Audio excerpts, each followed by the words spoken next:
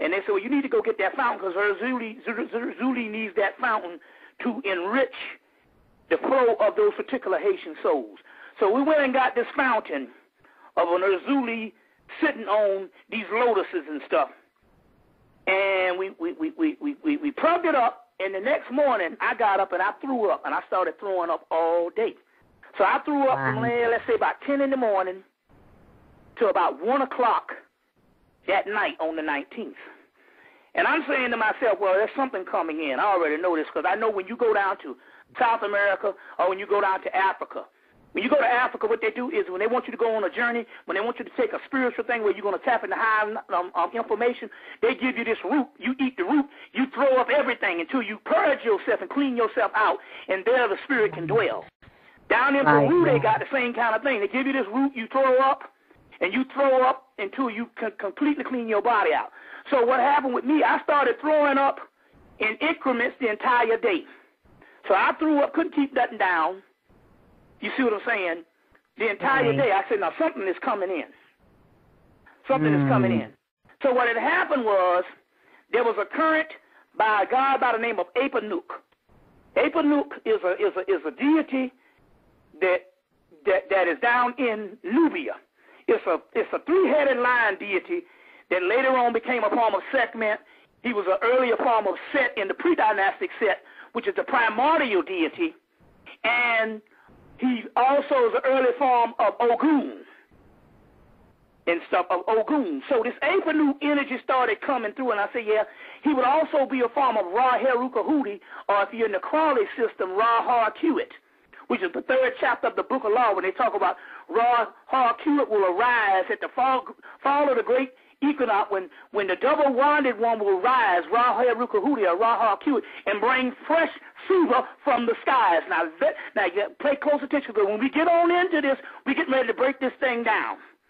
So this Ra-Har-Kuit energy, which is number 19, a Sekhmet energy, this lion-headed deity that you can find in E. Wallace Budge's book called From Fetish to God in Ancient Egypt.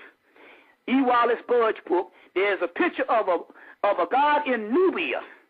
His name later on is Apanuk, but that's a latest translation because we don't know because Budge has said this lion-head deity of Nubia. So anyway, this entity started coming through on the 19th, and I said, yeah, because I've been throwing up. So what happened was, after, let's say, about 12 o'clock, I came down with the shakes.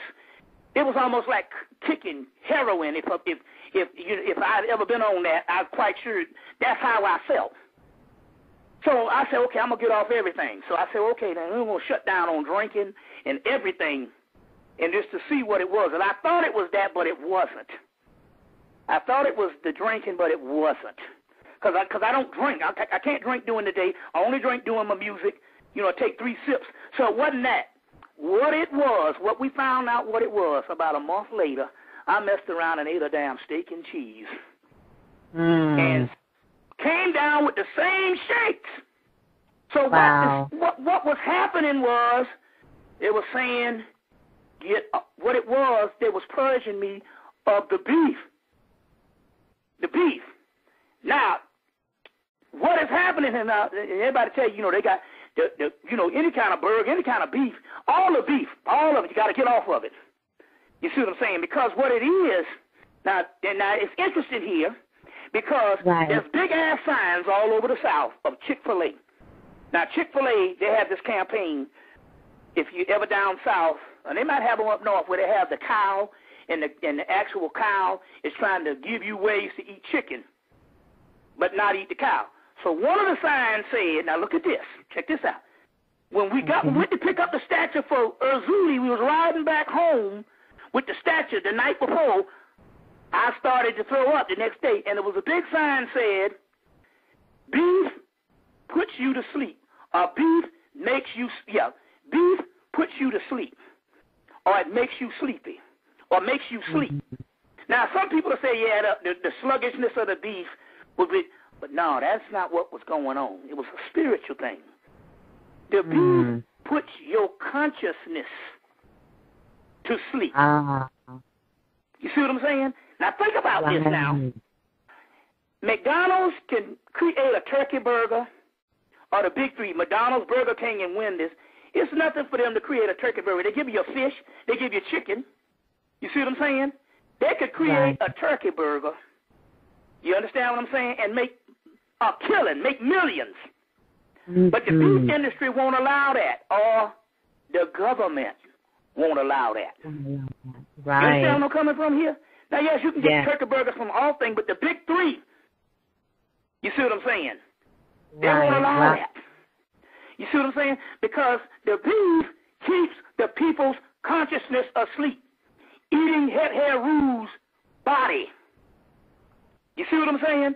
So when the Vishnu Prana is saying that, the Vishnu Prana is saying in the last days man will eat the sacred beef, the sacred cow. Now you got to understand something how powerful this is.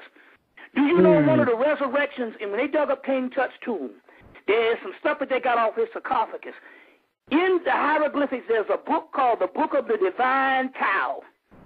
A lot of people have never seen it because it costs $300 to get the book that is translated. In 1996, I went into right before these white boys got the internet, I went into a bookstore, and I ended up buying the book for $25.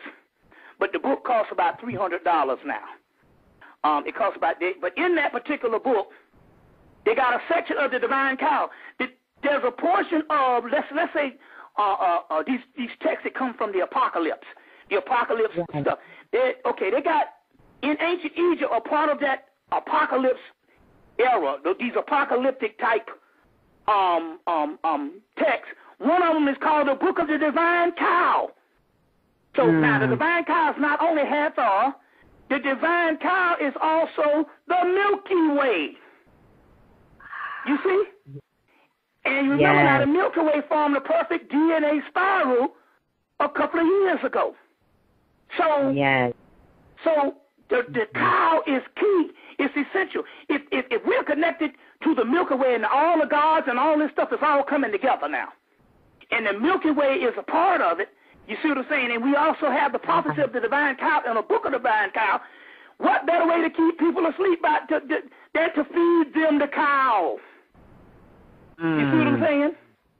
Yes. And America being number one at the forefront of all the steaks and all this type of stuff. You see what I'm saying? And the ground beef, which it takes.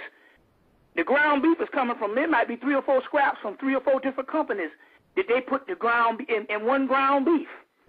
And that ain't talking about all the hormones and all the other stuff, but the point I'm trying, and also the cows, knowing they're going to die, get depressed.